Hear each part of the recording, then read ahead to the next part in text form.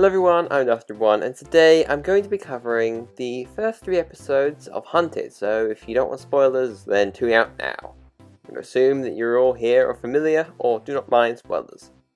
So today's video is going to be a little bit more critical of the current episodes that have been released at the time of this recording. A few of them have been released a lot earlier than they were supposed to be, and it's going to continue for a little bit longer, so I will be covering them, don't worry.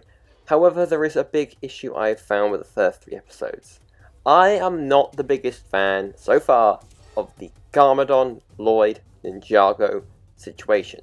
That plotline, I think, has been getting progressively weaker and weaker as the episodes have gone on. So today I'm going to be taking my time to break down a few things I've had a bit of issues with. Now, keep in mind this is all my opinion, but I do believe there are some objective notes that they've missed that do bring down the quality, and I think we can all agree at some point here that it's not perfect, and I think they could have done it better, but there are a lot of things I do love as well, so we're going to be doing this a bit more of a balanced list today. I'm not going to be going completely negative. So, without further ado, let's get into this.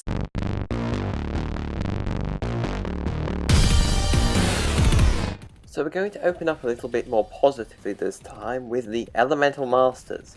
Now, this is something I'm very pleased with. I was worried we'd never see them like this again. When it was revealed, I was very happy, and I've got to say, each of them have been shown and developed their powers brilliantly. I love the little detail of Griffin Turner running around, just using his power instead of just walking. Neuro's mind control, and Skylar's power to meld them together. Each of these little additions were not only appreciated, but exactly what we needed from them. Now, on the flip side, there were a few little issues I had. Now, the first one was their introduction or speech. Now, it was very obvious it was to catch the new fans up, and I don't have a problem with this, but they had met them before. All of the characters there had met them besides Misako. Dareth, Lloyd, Nia, even Mistake. Which leads us on to the next point. Now, I really like the way they've used Mistake. She was quite a mysterious character when she was thrown into that flashback in Season 4. However, one thing doesn't make sense about her. She feels like a completely different character to the one we saw in Season 1 and 2. Where did the child go? Why is she suddenly so knowledgeable? And why hasn't she aged? She's a very weird character that was obviously just originally supposed to be some background one. There's a lot of room for explanation now they've decided to bring her fully into the canon as a more direct character, a replacement for Wu and Garmadon. However, this isn't all been as transitioned as I'd like it to have been. There were a few hiccups along the way. In note, episode 87's lesson, Lloyd's voice. Now, there was a thing that was brought up in episode 85, and a new arc for Lloyd. After the events of Sons of Garmadon, his heart's been broken, his power's been stripped away from him, and his friends assumed to be dead. Now, after he's realized they're alive, he has a new fire inside him to get back into this. However, this lesson in specific seems like it's been relearned. Now, if you remember back to Possession, or pretty much everything prior to this, Lloyd has been built up as the leader, and he's been very proficient at it. They've made him very proficient at it. This particular episode seemed to go back on that. Now, it's true, when Sons of Garmadon came out, when it started up, he was back to a more singular role in the more of the apprentice spot. And as the actual son of Garmadon, there was a lot of pressure on him and a lot of positioning for us to Lloyd. So it makes sense they wanted to go over it again. This just didn't work exactly how they intended. The original lesson was that Dareth would fight Karloff, and the idea is that Lloyd is basically just like Dareth now, but with a lot more training. However, unlike Dareth, he's the prophesized Green Ninja, the chosen one. Everyone looks up to Lloyd. However, the takeaway from this was that, well, he's not very good at it. And then they were sent on the mission headfirst so he could learn in the field. What ended up happening was he was thrown in front of a camera and told to speak. He started for a little bit halfway through, watching the fight with his father, as, yeah, that all happened, and now, everyone suddenly turned off what he was saying before. But then he finished it off strong, and it's all good, everyone's fine now. Lesson learned. To summarise, this came out of nowhere, and was pushed through in a few minutes.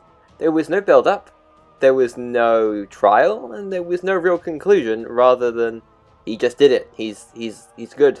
But not even in the usual sense. It sort of just didn't flow right for me. Now this might lead me on to my next point, and this is probably the overarching issue I have with this. There has been no establishment to exactly what's going on. We started off with the ninja on the run, and yes, Garmadon wants Lloyd.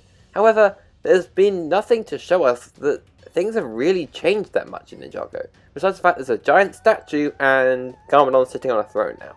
Compared to even rebooted's backlash from losing all the power, the people really haven't changed that much. There's been nothing to connote that anything has gone on.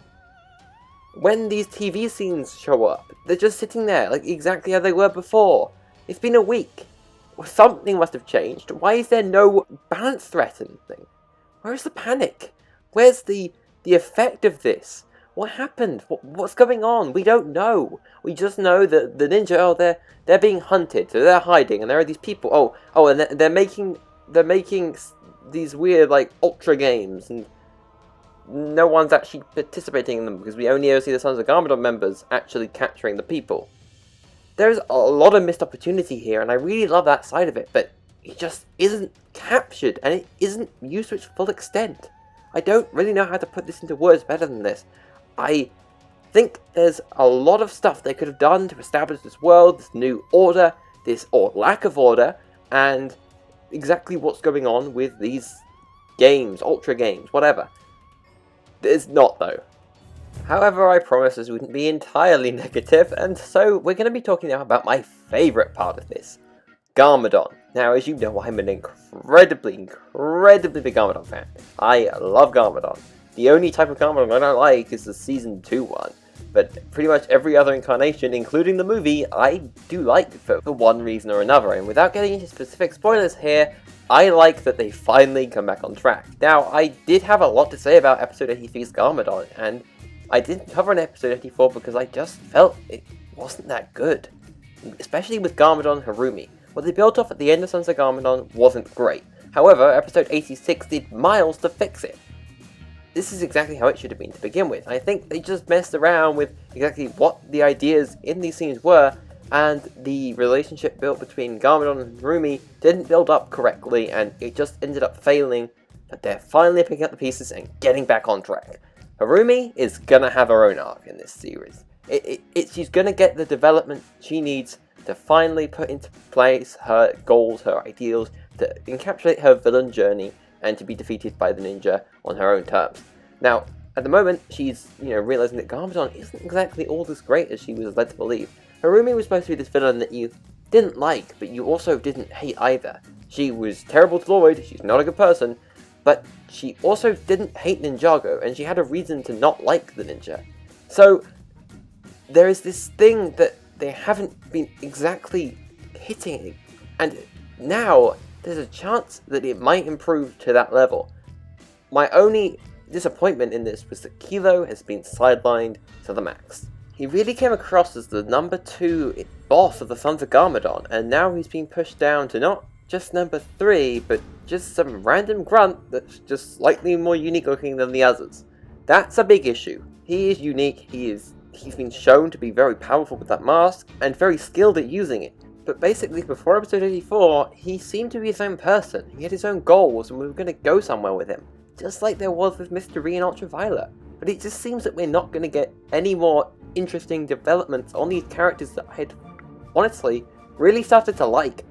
And it's all sacrificed for this Harumi plotline at the end of Sons of Garmadon, which is now hopefully going to be obviously turned into something great and amazing, and we're all going to love it. So that's all I got to say on that. Now, to just clarify, I have really enjoyed the episode so far, but I gotta admit that the first realm stuff is so much better than the Ninjago stuff.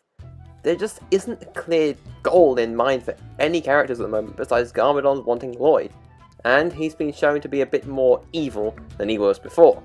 However, without getting into specifics, we can't really tell exactly where it's gonna go, and I think that's an issue. It's not in the good way of being, oh, it's mysterious. It feels like it's just happening. There's some vague idea of what they want to do, but they don't exactly know what it is yet. And basically that's all I've got to say. Now, of course, it's developing as we speak. Plotline, the themes, the characters, and the dialogue are all superb, and there's going to be some great stuff to come, I'm sure. But there are issues, and we need to point them out so we do not just let this all go by without any speaking to the problems that are in the show at the moment. So yeah, that's all I gotta say. Thank you guys for watching, and I hope you enjoyed the episodes as well, and I'll see you guys next time.